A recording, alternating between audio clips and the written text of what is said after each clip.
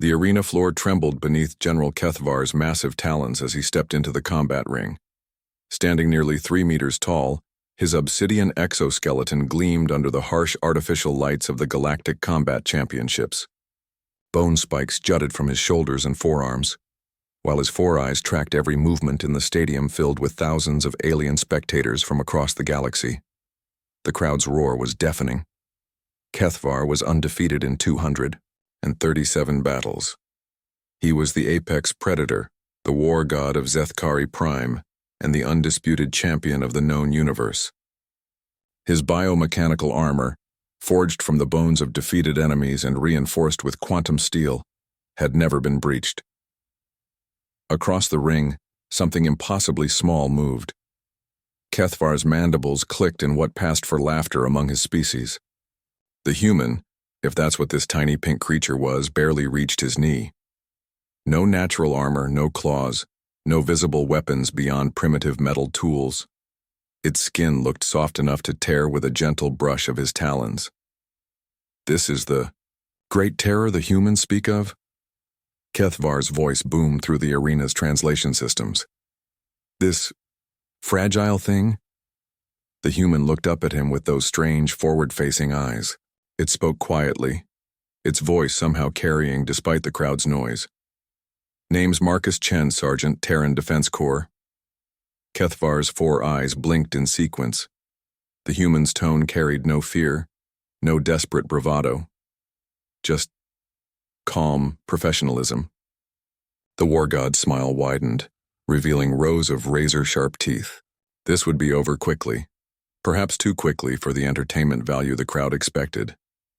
He decided to savor the moment, to let the human understand the futility of its situation before the inevitable end. Tell me, little human, Kethvar rumbled, what made your species think you could stand against the might of the galaxy's apex predators? Marcus adjusted his grip on what appeared to be a simple metal staff. Persistence.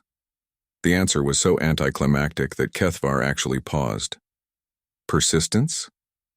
We don't give up, Marcus said, rolling his shoulders. Ever. The war god's laughter echoed through the arena. The crowd joined in, a cacophony of clicks, chirps, and roars from dozens of species. This human was either insane or suicidal. The combat signal blared. Kethvar moved with the fluid grace of a natural-born killer, his massive frame covering the distance to Marcus in 3 ground-shaking strides. His claws swept down in an arc that had decapitated armored warriors from a dozen worlds. Marcus wasn't there. The human had moved, not with flashy speed or obvious strength, but with an efficiency that spoke of countless hours of training. He'd stepped exactly far enough to avoid the strike while positioning himself at Kethvar's flank.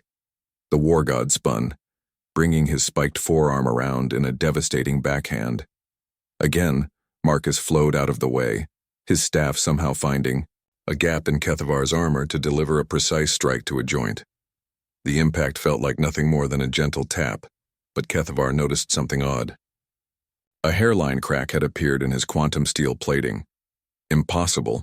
The armor had withstood plasma cannons and fusion blades.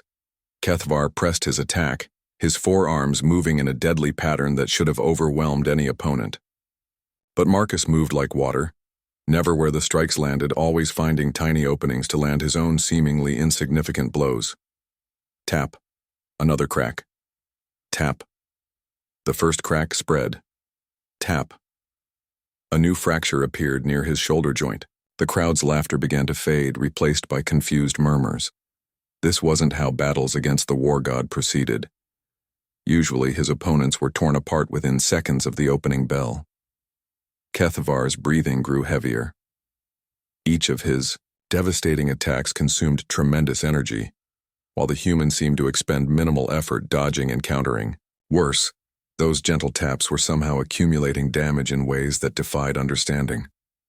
What are you? Kethvar gasped during a brief separation. Marcus wiped sweat from his forehead but showed no other signs of fatigue. Human. That explains nothing. Explains everything. Marcus shifted his stance slightly. We're endurance predators. Back on Earth, we hunted by following our prey until it collapsed from exhaustion. We didn't need to be faster or stronger. We just had to keep going longer. HFY felt something he hadn't experienced in decades: uncertainty. His armor, his symbol of invincibility, now bore dozens of spreading cracks, each one perfectly placed at stress points he didn't even know existed. "My armor is quantum reinforced." "Yeah, I can see that," Marcus said, dodging another increasingly desperate swipe. "Impressive engineering, but every material has failure points. You just need to find them and apply pressure consistently." Tap, tap, tap. The cracks spread like spiderwebs across HFY's once pristine armor. The war god's movements grew sluggish as exhaustion set in. His species, for all their natural weapons and intimidating appearance, were designed for short, brutal encounters. Extended combat was draining him faster than he'd thought possible. Marcus, meanwhile, maintained his steady rhythm. Not fast, not particularly powerful, but absolutely relentless.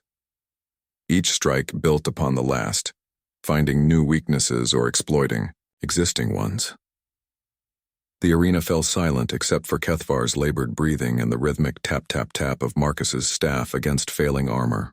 "This is impossible," HFY wheezed. "That's what everyone says," Marcus replied, landing another precise strike. "Right up until it isn't." HFY's main chest plate suddenly cracked completely in half and fell away. The war god stared, down at his exposed torso in shock. In 2 centuries of combat, no opponent had even scratched his armor. Now it was disintegrating around him. He looked up at the human, this small, soft, unremarkable creature, and finally understood. Humans weren't built to be the strongest or fastest or most naturally armed.